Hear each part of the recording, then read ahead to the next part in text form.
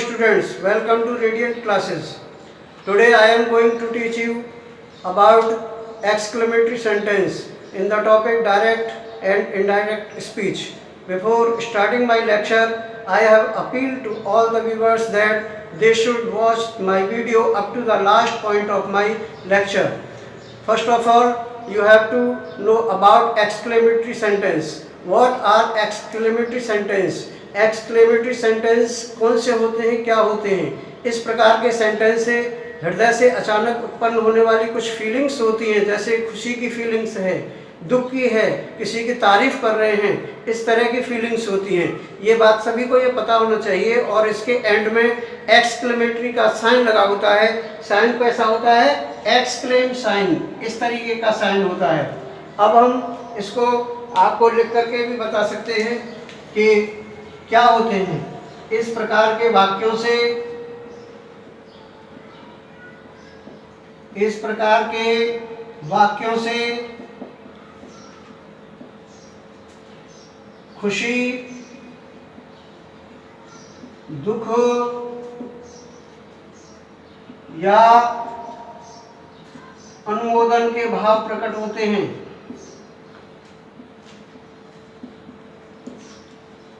भाव प्रकट होते हैं। इस प्रकार के वाक्य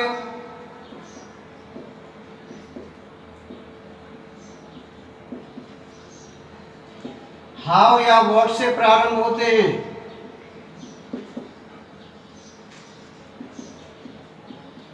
प्रारंभ होते हैं। अब स्टूडेंट सभी को, अभी हम डायरेक्ट टू इनडायरेक्ट बनाने से पहले आपको कुछ पॉइंट्स बता रहे हैं। इसमें टिप्स हैं कुछ, इनको आपको ध्यान में रखना है कि आपको डायरेक्ट में क्या दिया हो और इनडायरेक्ट में हम रिपोर्टिंग वर्ब को कैसे बदलते हैं, इसके बारे में आपको ये बताते हैं हम। देखिए, डायरेक्ट और indirect,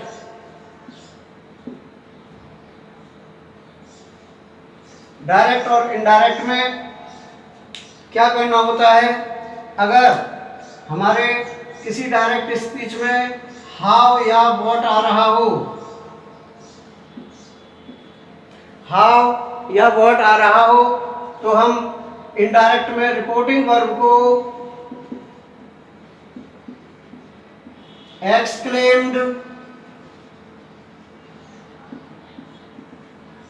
exclaimed with surprise,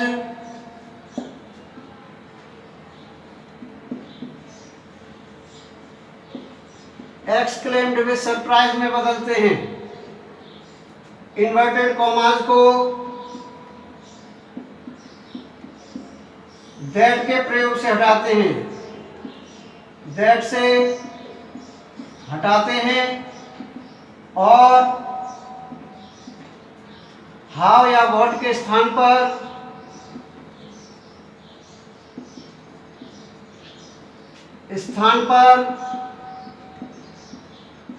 very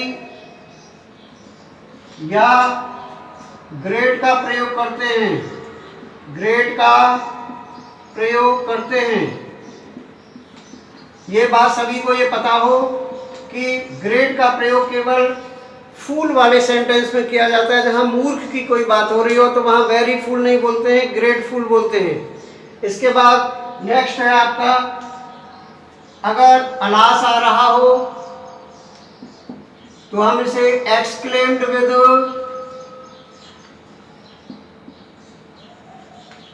sorrow में बदलते हैं। हुर्रे आ रहा हो, exclaimed with joy में बदलते हैं। अगर किसी में ब्रावो आ रहा हो तो हम इसे applauded डॉट डॉट saying में बदल देते हैं। अगर गुड हेवंस आ रहा हो, गुड हेवंस, तो हम cried out in despair. despair में बदल देते हैं, कुछ जगह exclaimed भी लगा सकते हैं हम, ऐसा नहीं है कि हम हमेशा exclaimed के बाद cried out in despair में ही बदलें। तो ये आपके रूल्स थे। अब मैं इसी के आधार पर अभी आपको सभी को डायरेक्ट टू इनडायरेक्ट के कुछ एग्जाम्पल्स दे रहा हूँ कि किस तरीके से डायरेक्ट टू इनडायरेक्ट बनाते हैं। सभी इसे नोट करें और नोट करने के बाद अब आपको एग्जाम्पल के द्वारा मैं समझाता हूँ कि सभी के एक एक एग्जाम्पल के साथ किस तरीके से सेंटेंस बनाए जाते हैं।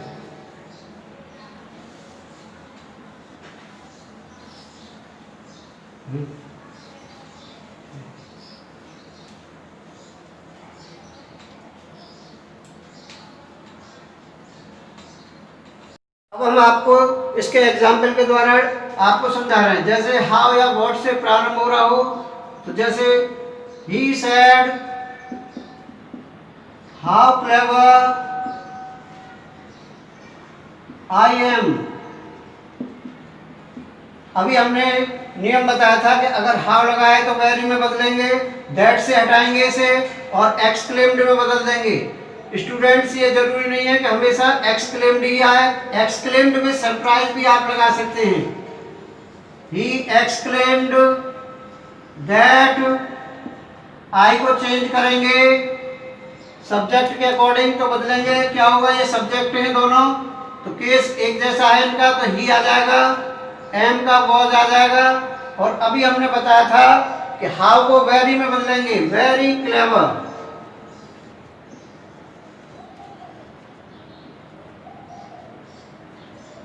एक आते हैं हम, अभी हमने बताया था ग्रेट। जैसे सपोज करिए दूसरा एक और ले लेते हैं हम इसमें, he said what a fool I M.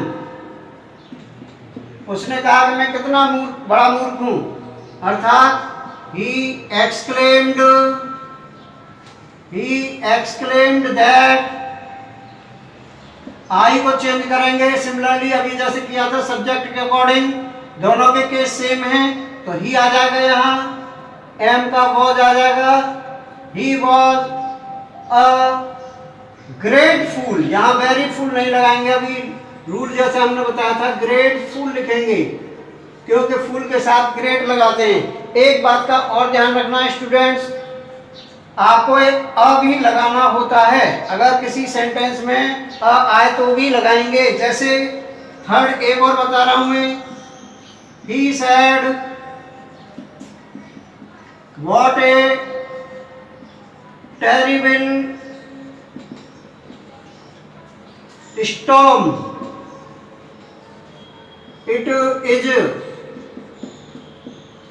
What a terrible storm it is, अ लगा हुआ है, इसको भी हम एक्सक्लेम्ड से बनाएंगे।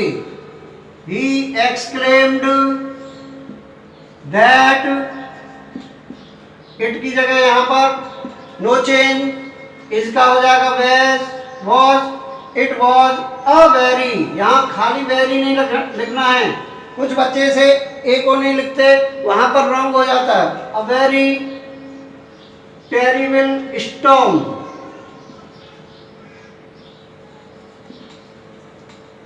ये आपके हाउ या व्हाट के हो गए। हाउ या व्हाट के सेंटेंस तो मैंने बता दिया।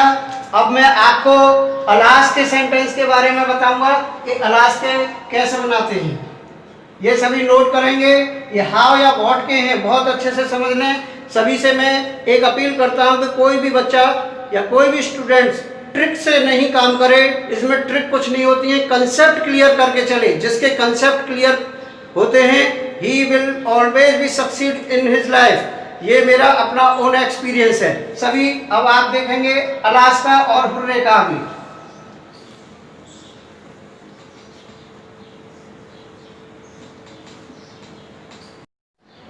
अलास वाले सेंटेंस में क्या करते हैं, जैसे देखिए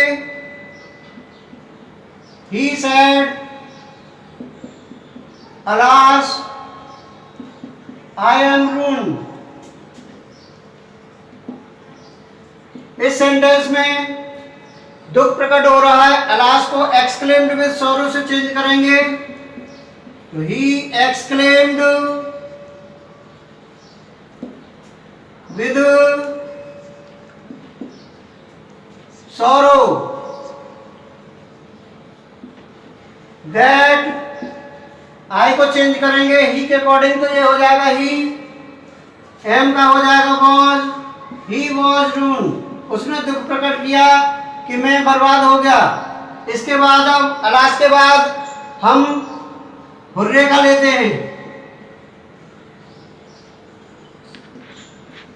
हुर्रे खुशी प्रकट करने के लिए किया जाता है, जैसे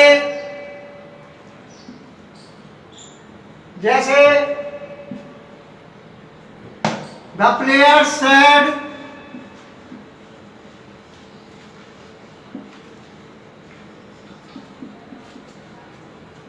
हुर्रे